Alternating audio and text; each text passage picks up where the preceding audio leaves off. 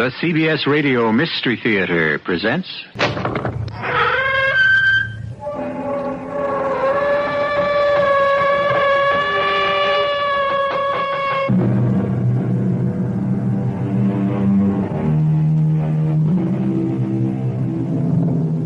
Come in. Welcome. I'm E.G. Marshall. We have a little diversion for you that may both relax and intrigue you. It deals with the subject of dreams. A great deal, too much, I think, is said these days about facing reality. It is considered a great virtue to face reality, while to spend time dreaming, fantasizing, we call it now, is thought to be shameful, if not downright sinful. Personally, I would not care to live if I could not dream. Would you? I saw you coming out of her room. Did you now? Did you really? I won't have it, I tell you. I won't stand for it. Well, what do you propose to do about it? I don't know, but I'll do something. Like what? I'll tell her who you really are. Oh, come off it. Now, stop talking nonsense. You don't really know who I am.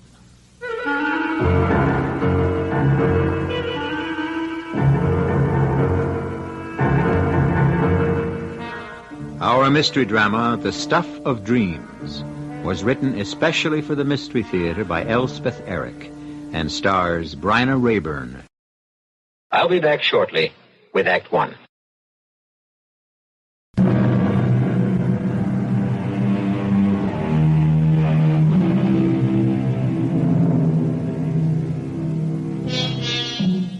Back to the subject of dreaming, which is what our story concerns itself with.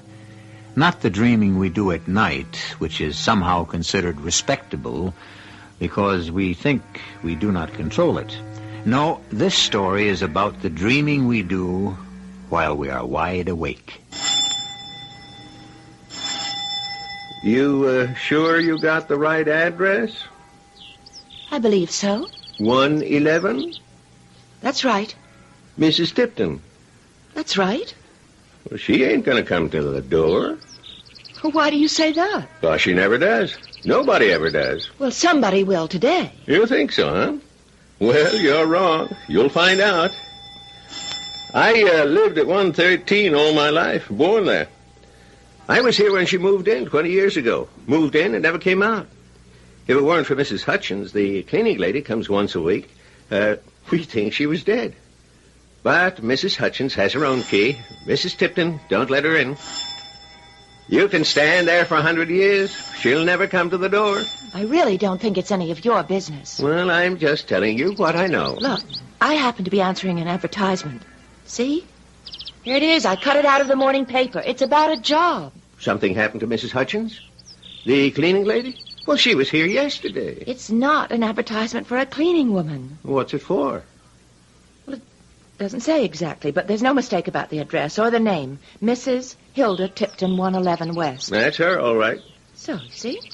You're the first person I've ever seen ringing that bell in 20 years. Must be something up inside there. Well, I really wouldn't know. Oh, wait till I tell my sister. Will she get a kick out of this? Oh, hey, you mind if I stand here till she opens the door? That is, if she ever does open the door, which still remains in a doubt. I do mind. I want this job. The money's very good, and it won't help my chances if she sees you standing there, gawking at her. Oh, I'm not gawking. I got every right to be here. Just walking my dog, that's all. I do it every day, 3 times a day. Trixie and I always stop in front of 111 for a couple of minutes. And we got a right. Well, just the same, if you wouldn't mind... Okay. Trixie's all finished anyway. Come on, Trix. We go home. We ain't wanted here, that's plain. Thank you. We can watch from our porch anyway, can't we, old girl? Sure we can.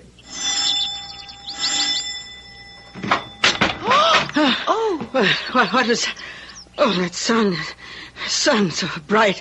Well, come inside. Come in, for goodness sake. You did say 3 o'clock, didn't you? I mean, that's what I understood on the phone. Didn't you say... Go ahead. Go on into the drawing room. Go ahead. It takes me a little time. At first, I thought that maybe you weren't home or I'd made a mistake or something. Oh, what a beautiful room. Oh, how perfectly beautiful. Well, I was on the phone when you rang the bell. Takes me a while to get around. All this weight I have to carry. I have a glandular condition. Oh, I'm sorry. Well, go on, sit down. No, not there. That's a priceless antique. I'm sorry. Well, where shall I... Any place. I'm going to lie down on the couch myself. You don't mind? Oh, I don't mind. I'll just stand. If you want to. See, I have a heart condition, and my weight problem makes it worse. So I have to be careful. Now, you came about the position. Yes. What's your name? You told me on the phone, but I've forgotten. I talked to a lot of girls. My name is May Cook. May Cook? Yes? That's not a very imaginative name. Oh, well, it's mine. It's the only one I've got. Well, you could change it to Maybelle, something like that. Well, I don't really want to. Oh, it doesn't matter what you call yourself.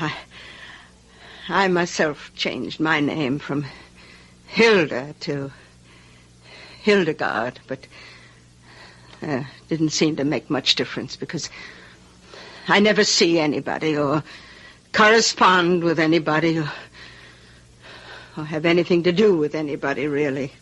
Not ever? Not anybody? Not since my husband divorced me and took my son away from me. Oh, that's awful. Oh, I am sorry. Not at all, no. He gave me plenty of money, and I bought this house and furnished it. But even so, to leave you alone like that... Oh, I never think about it. Or them. They got in the way. Got in the way? In the way of what? My kind of life. Mrs. Tipton, it's really hard to see where I'd fit in. I'm a trained social worker. That's how I make my living. At least, that was how I made my living. I was discharged 6 months ago. They were cutting down, and... Well, I haven't been able to find anything in my field, and I'm running short of money, so I'm willing to take almost any kind of job if it's respectable. Look, I'm not going to ask you to do anything you wouldn't ordinarily do. Well, do you need a secretary? Something like that? I think I could manage that, maybe. Or be a companion. Oh, I don't want a secretary or a companion. Why would I? I never do anything, and I prefer being alone. Well, what is it that you do want? I want somebody to live for me. To live for you? Precisely. Well, I really don't know what that means, Mrs. Tipton. I never heard of anybody living for somebody else. Well, I shall explain. I don't pretend that my life in this house is living. Not what most people would call living. Though what do they know? Nothing. Actually, my life here is infinitely superior to what they would call living. Well, what precisely do you do, Mrs. Tipton? I dream. Just dream, that's all? What do you mean, that's all? Oh, it's easy to see you don't know much about dreaming. Well, you mean daydreaming? I know about that. I daydream sometimes. Everybody does, once in a while. Yes, but how many make it a life's work? Well, not many, I guess. Hardly anybody would be my guess. Well, people don't have the time. They can't afford it. I know I certainly can't. But I do have the time, and I can afford it. But it sounds strange. Of course it sounds strange. No one has the sensitivity or the imagination to withdraw completely into the life of fantasy. A life peopled with the oddest creatures, doing the oddest things in the oddest way, saying incredible things, producing incredible sensations. You make it sound fascinating. But I'm a very ordinary person, really. I don't think I could do anything like that. Of course you couldn't. And that wouldn't be what I'd require of you. Well, I think we really ought to discuss that. You said you wanted me to live for you. I want you out in the world, what people call the real world, living what they call a real life. And that's all? That's all. You're a social worker. You must have got around a lot. Well, some. Do you have a lover? There's a man I'm interested in. We're not... What you said. I'm just interested in him. My, but you're a proper little thing, aren't you? Well, never mind. I'd want you to go on dating whatever you've been doing with this man and whatever else you do with your time. And that's all? And report back to me once a week. Tell me what you've done. I can't believe that that's all I'd have to do. You'd pay me for doing that? Yes. $300 a week. That's a great deal of money for just living and telling you about it. I just can't see why you'd want to pay me for doing just that. Oh, if you insist on an explanation... Well, I'd like to understand if I can. Oh, very well. You see, I'd be better at the job, I think, if I understood a little. Mm-hmm. Well, you see, I'm thoroughly convinced that I've created the perfect life for myself. I live surrounded by beauty, charm. It is a beautiful house. All the senses are satisfied here. Do you smell the perfume in this room? Yes, it's lovely. I have it changed once a month. You see those draperies? Pure silk from Thailand. $100 a yard. Oh. And they're due to be changed shortly.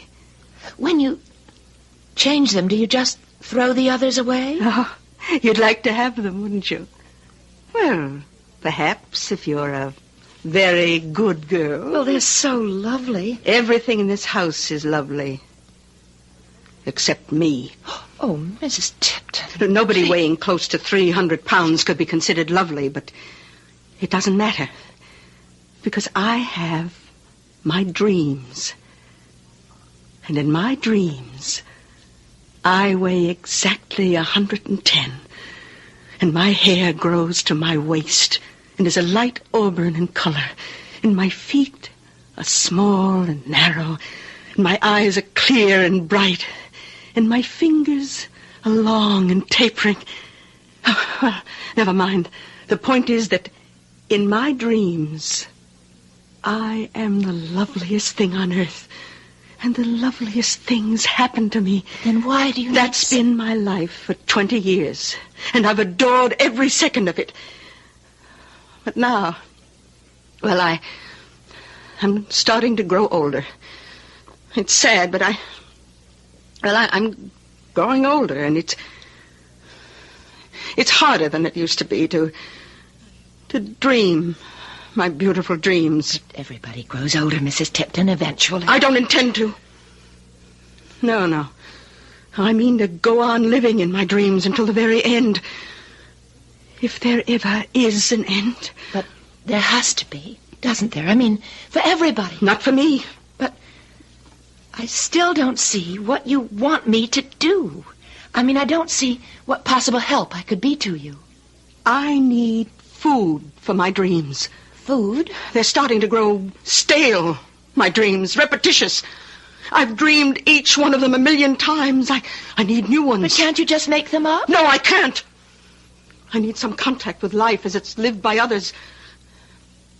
You know, sometimes lately I've had the sensation that I was melting into my dreams, that I was vanishing into them, that I was becoming nothing but my dreams. Well, what I need now is to build a little bridge between me and the outside world. And since I clearly can't do this myself, I must have someone do it for me. And that's what you want me to do? Build a bridge for you? You think you can? I can try. I'd like to try.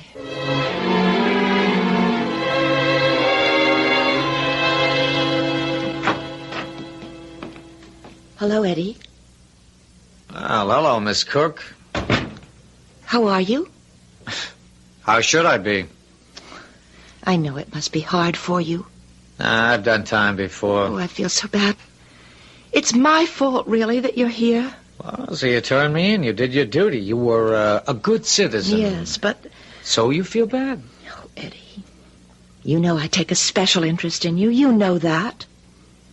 Oh, yes, I know that. You haven't had an easy life. You know anybody who's had what you'd call an easy life? I don't, Miss Cook. You have to call me Miss Cook. I thought we were getting to be friends. Well, you know something? I forgot your first name. It's May. May. I'll call you Maisie, okay? Well, okay. At least it's better than Maybelle. Maybelle? What kind of a name is that? A woman I interviewed about a job yesterday. She thought I should change my name to Maybelle. Oh. Needless to say, I declined. Although I must admit, if she'd insisted, I'd have done it. The job pays so well. Wait, well, you got a new job? Well, it's very strange. I don't know how it's going to work out. Well, now, wait a minute. It's illegal, isn't it? Yes, it's perfectly legal. Okay, so what's the job? What does it pay? Well, you're not going to believe it. $300 a week. Oh, you're kidding. I'm not kidding. This woman, I don't know if she's crazy or what. She lives in this beautiful house. All this beautiful furniture, rugs, pictures. She never has any company. She never goes out. Why not? She doesn't want to. 20 years ago, her husband divorced her, and he got custody of their little boy. So she bought this gorgeous house, and she lives there. Doing what? Dreaming. She sleeps all the time? No, I think she means daydreaming, making up things. Well, so what does she need you for? To help her make up things? Well, she wants me to live for her.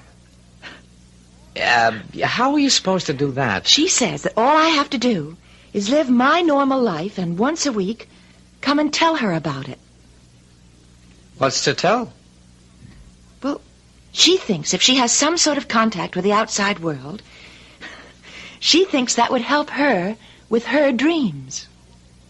Oh, that's what she needs, help with her dreams. And I get $300 a week. Isn't that crazy? Well, isn't it? Say something. Yeah, no, I'm thinking. What about? I come up for parole next week. I think it'll go through. They practically promised me. Yes, now what are you going to do when you get out? Well, I told them I had a dishwashing job, and I do. And where are you going to live? Yeah, some flop house, I guess. Well, you'll get a better job. I have great faith in you, Eddie. And if there's anything I can do to help, you know you can count on me. Maisie, there's one thing you could do to help. Well, what's that? When I get out of here, let me move in with you. Eddie, just for a little while, till I get back on my Eddie, feet. I don't know. I don't mean shack up together. I mean, just let me sleep on the couch or the floor, anything. Well... It'd mean everything to me. Well, for a while, maybe. Okay. You can stay with me for a little while.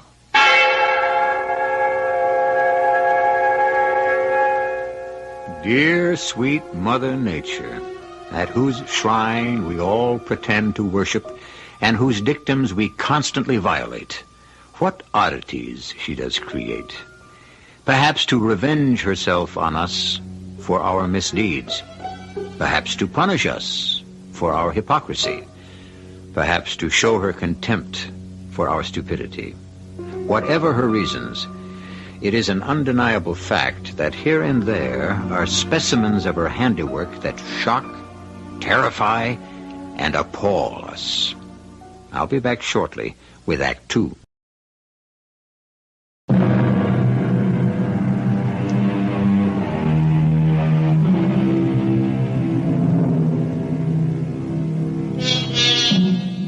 Our tender little heroine, Miss May Cook, has secured a position with Mrs. Hilda Tipton, wealthy recluse.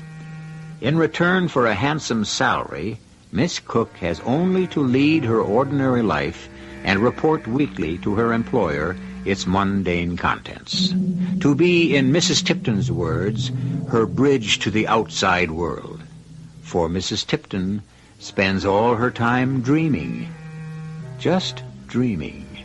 While in another part of town altogether is a man called Eddie, who spends his time in prison also dreaming. dreaming of the day of his parole. Got the job, didn't you? She ought to give you your own key. I know she doesn't like answering the door. Mrs. Hutchins has her own key. She lets herself in. So why don't she give you your own key? You're getting to be as snooty as she is. Come on, Trixie. Let's not hang around where we're not wanted. We can always watch from the porch.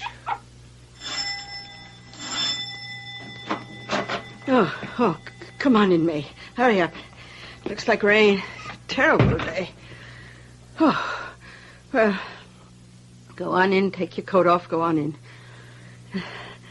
I hope to goodness you got something to tell me. Something with a little spice to it. I don't mind telling you. What you tell me about the world out there makes me glad I don't live in it. Oh, move that pillow, will you? Which one? On the couch, the gold one. I need it for my back. That's it. All right, now go ahead. Well, the beginning of the week wasn't so very exciting. I bought some clothes. What kind of clothes? Well, a couple of shirt-waist dresses and... Shirt-waist dresses? Oh, they're very nice. Nice? I paid quite a lot of money for them. Oh, didn't you buy anything, sexy? No. Nothing long and filmy and, revealing? No, I've never worn that sort of thing. Didn't you tell me you were in love with some man? Yes, that's true, I am. You wear shirt-waist dresses when you're with him? Alone with him, I mean? Well, he hasn't been in town lately. Where's he been? Away. Away where? Oh, you don't want to tell me. Okay. When's he coming back? Well, he is back. He came back last night. Oh, good. So, what did you do last night, the two of you? Well, we went out for dinner, seeing as it was his first night home. What did you eat? He had steak, I had fish. We both had salad and ice cream. Oh, Lord. Even the food you eat is dull. Don't you ever eat anything interesting? We used to go to a Chinese restaurant sometimes. I bet you ate chop suey. Well, yes. So, after that splendid repast of steak and fish and ice cream, then what did you do, huh? Well, we went to a movie. What movie? The one in the neighborhood. I forget the name of it. Oh, May, you could make up a name. Why would I do that? Well, you know I never go out of this house. I don't know one movie from another. So if you made up the name of a movie, I wouldn't know the difference. But why should I? Because you're lying. You never went to any movie. Not last night, not after your lover's been away out of town, whatever. Now, I want the truth, young lady. I want the whole truth. You've been coming here, 3 weeks now, and you haven't said one word that was interesting. Near as I can tell, nothing happens out there in the world. Nothing whatsoever. But it's true. Nothing much does happen to me, Mrs. Tipton. I don't believe that. I don't believe that for an instant. I couldn't have been so wrong about you. I never said that I was interesting or anything like that. I know, but there was something about you. I heard it in your voice over the telephone. So sweet, so mild, so eager to please. And then when I met you, I could see it in your face. I don't know what you could see. I'm just... Hunger. The yearning. You wanted my draperies, didn't you? Oh, but only if you were going to throw them out. Well, you'd take second-hand things if they were fancy, expensive. And then there was your manner. The way you smiled and agreed with everything I said, even if I was rude. I knew you must have another side to you. What I saw couldn't be the whole of May Cook. There must be another part of her that was jealous and spiteful and angry. No, I'm not. And guilty! Guilty of being spiteful and jealous and greedy. No, Mrs. Tipton. Yes, Miss Cook. Now, suppose you tell me about this lover of yours. Tell me all about him. What's his name? That'll do for a start. Eddie. Eddie what? You said he's been out of town. He's been in jail. In jail? In jail? Well, that's wonderful. In jail for what? What did he do? Well, he broke into somebody's apartment. Your apartment? No. Then how'd you get to know him? It was the apartment of a friend of mine. So when she had to go to court to identify him, I went with her. She was frightened, so I went. Now, hold on. I remember enough of the world to know that when a person says it happened to a friend, it didn't. It happened to that very person. So, this Eddie didn't break into the apartment of a friend of yours, did he? He broke into your apartment, and that's how you met him. Am I right? Isn't that what happened? Yes. Of course. Of course. Now, how did he get in? Through the kitchen window. And you heard him moving around? Yes. What did he steal? Well, I didn't have very much. He took my mother's engagement ring and her wedding ring. I had a little cash, about $20. He took that. And what else? Oh, that's about all. I don't want to hear about all. I want to hear all. What else did he take? Nothing else. He took you, didn't he? I don't know what you mean. I mean, he took you by force against your will. I mean, rape, you ninny. He raped you, didn't he? No, he didn't. Why don't you admit it? Mrs. Tipton, I can't admit to something that never happened. Oh, you make me sick. Well, if that's so, perhaps I better not work for you any longer. And give up all that money? You need it, you know you do. Not that much. Look, I want you to do one more thing for me, then we can call it quits. I want you to bring this Eddie person here to my house. I want to meet him. I don't know if he'd want to come, Mrs. Tipton. You bring him. Tomorrow night. I'll expect you both. For dinner. I've had enough conversation for today. You can go now. Your money's on the little table by the front door. Thank you, Mrs. Tipton. 3 $100 bills. Crispy new ones. Thank you, Mrs. Tipton. For once, I got my money's worth. And I mean to get much more. Much, much more.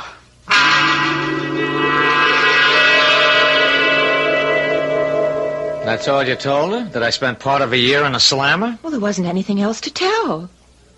Well, it just doesn't add up. Well, what doesn't add up, Eddie? Well, that this old bag would want to meet me. I don't care how nutty she is or how lonely or how anything. That's not enough of a reason. No. There's got to be something else.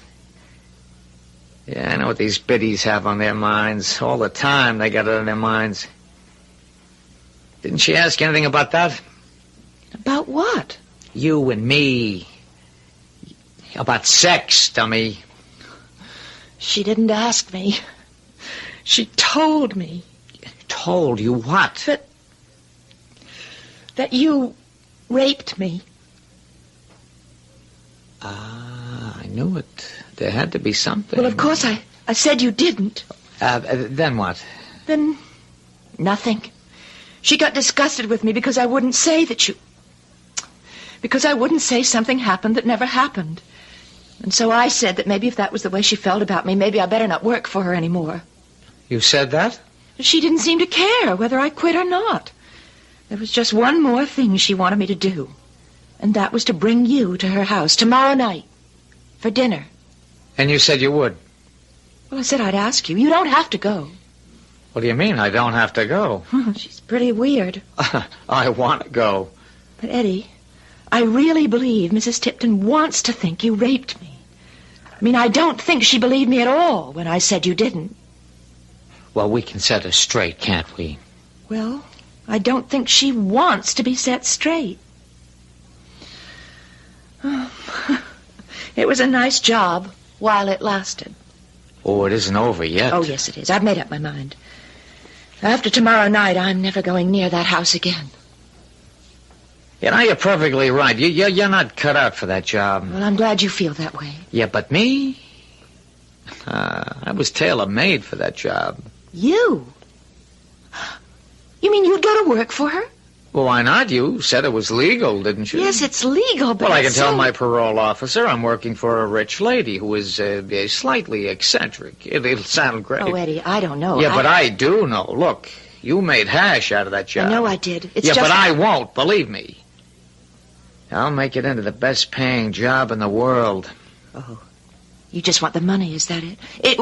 Not that I blame you. I wanted it, too. But, you see, it isn't worth it. Look, here's the $300 that I got paid today. You take it. I really don't want it, and you need it, so you take it. You don't think it's the money I care about? Look, here. It's 3 $100 bills. Hand them over. Here. Give me a match. What for? Never mind. I got one someplace. What do you want a match for? I got it. Eddie! Oh, you can't. Oh, don't do that. That's $300. Don't they burn pretty, though?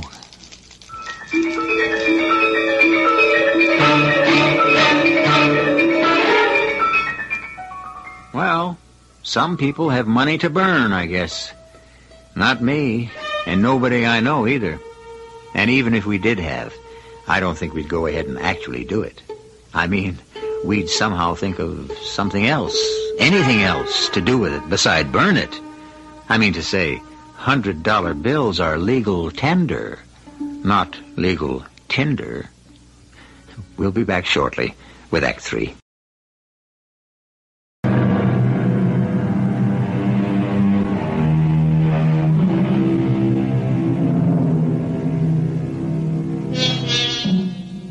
It is the next night now, and May is bringing Eddie to have dinner with Mrs. Tipton. Or is it the other way round? Is Eddie bringing May to the house of a woman he has never met? For contrary to May's expectations, Eddie jumped at the chance to meet May's employer. More correctly, her former employer. For May fully intends to resign, and Eddie fully intends to take her place. It is 7 o'clock, and May and Eddie are arriving at number 111. Okay, keep the change. Well. Don't pay any attention to him. Well, who is he? He lives next door. Well, I didn't expect to see you. Not tonight. Remember, Eddie, this is the last time I'm going to come to this house. I got you. And with a man alongside you, too. Mrs. Tipton must be loosening up a bit. Am I right? Just ignore him. For 20 years, it was just Mrs. Hutchins went through that door. Then the young lady makes an appearance. Now, lo and behold, a young gentleman. Why don't you just go on home, huh? I live next door. Well, go there. Okay. Come along, Trixie. We'll sit on the front porch and watch what happens. Ah, there you are. I've been waiting. Come in. Come in.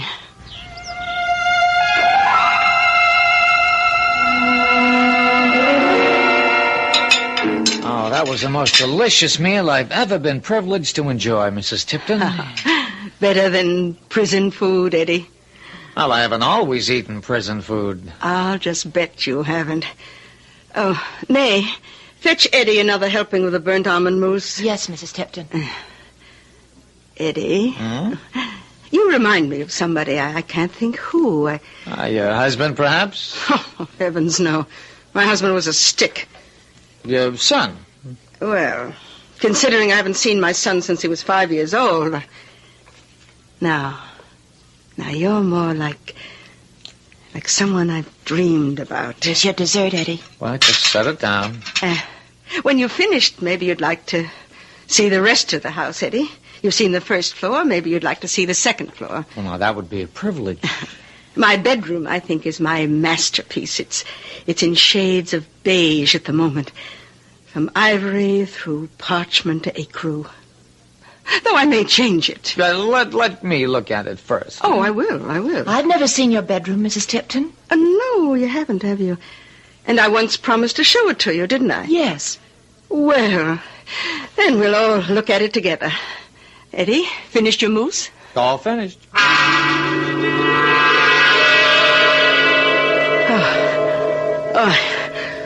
I really should have an elevator installed. These stairs are getting to be too much for me. Voila. Entree. Oh, how perfectly exquisite. That's very nice. I commend your taste, Mrs. Tipton. You really like it. Yeah, I really do. But you said you were going to change it. Oh, I change everything regularly. I get tired after a while. I need new things, new colors, new textures. New sensations? Most of all, new sensations. Well, I have some thoughts on how you could redecorate this room. Oh, have you indeed? Oh, I wouldn't change a thing. Who asked you? Oh, it's just an opinion. I'm interested in Eddie's opinion, not yours.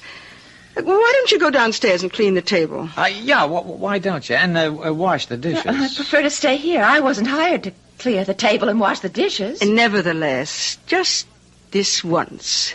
This one time. Not this one time. Not any time. May, step outside with me for a minute, huh? Outside where? Well, just outside in the hall. What for? Well, for a little conversation, that's all. Now, come on. After you. All right. Just for a few minutes. Now, look, I want 5 minutes alone with Mrs. Tipton. You really want to work for her?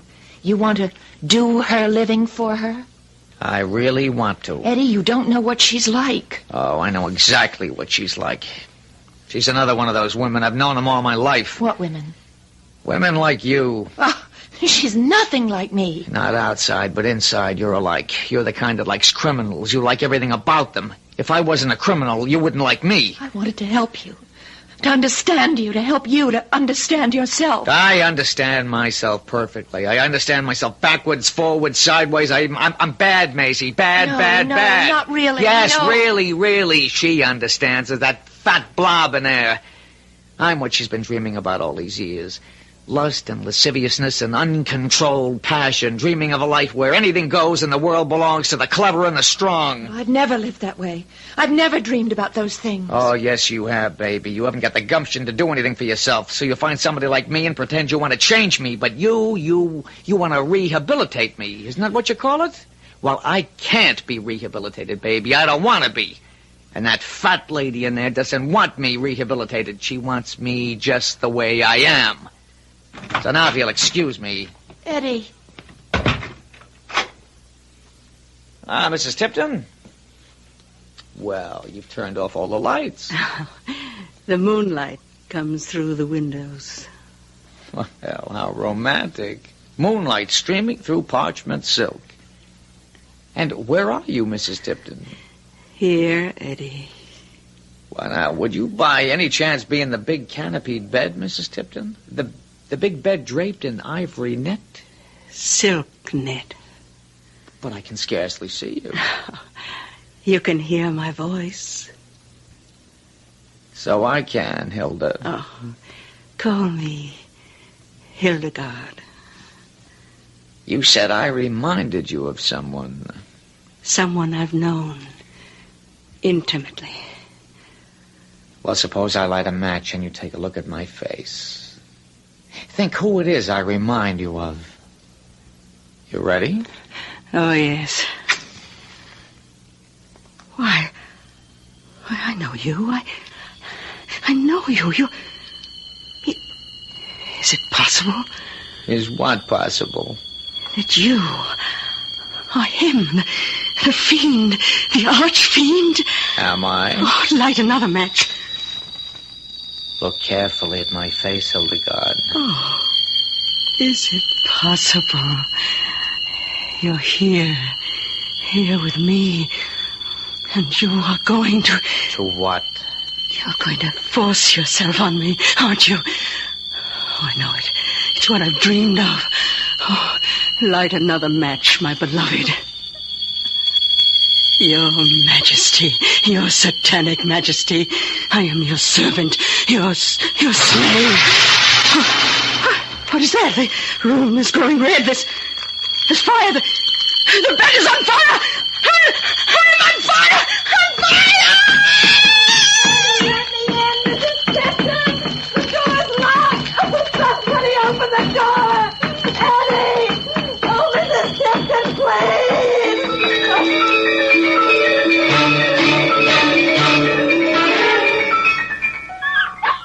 Quiet, Trixie. Oh, Mrs. Hutchins. Mrs. Hutchins. I'm in a hurry. Oh, terrible thing about the fire. Terrible. That beautiful house. Though I've never been inside, of course. Have they been questioning you, the police and the fire people? Yes. Well, they'll get around to me later. Me and my sister. No doubt. We were the ones who called the fire department, you know. Didn't they tell you? No. Oh, yes. My sister and I heard this sort of explosion. And then we saw smoke coming out of one of the upstairs rooms. Mrs. Tipton's gorgeous bedroom. Is that what room it was? Yes. Then she must have started it herself. I wouldn't know about that. Well, nobody got out, I understand. Nobody. Where was Mrs. Tipton at the time? In her bed. They found her there. Yes. And the young girl, Miss Cook, I believe her name was. Outside the door. The door to the bedroom? Yes. And the door was locked. Why, the poor girl must have been trying to get in to save Mrs. Tipton. It looks that way. But where was the man? What man? The man who came to the house with the young lady. There was no man. Of course there was a man. He drove up about dinner time with the young lady, and they went into the house together. Now, he never came out because my sister and I watched the house back and front from that moment on. We were so surprised to see a man going in. No man was found in the house. Well, wait till they get to questioning me. I'll tell them about the man that went in and never came out. You'll only be making a fool of yourself. Well, it must have been the man that set the fire. The fire started in the bedroom, and the door to the bedroom was locked. And no body of any man was found, so there. Now, I've got to be getting on home. You can tell your fanciful tale to the police if you want to. But how did it happen? How did the fire start? It was the work of the devil, if you ask me. He has sly ways, the devil has. Very sly ways. And all their pretty dreams went up in smoke, which, I am given to understand, is not an uncommon fate for dreams that are too remote from reality, and in particular dreams of violence. These especially are doomed to end in smoke and fire and death. So dream away, my friends, as I shall continue to do. But be careful what your dreams are made of. I'll be back shortly.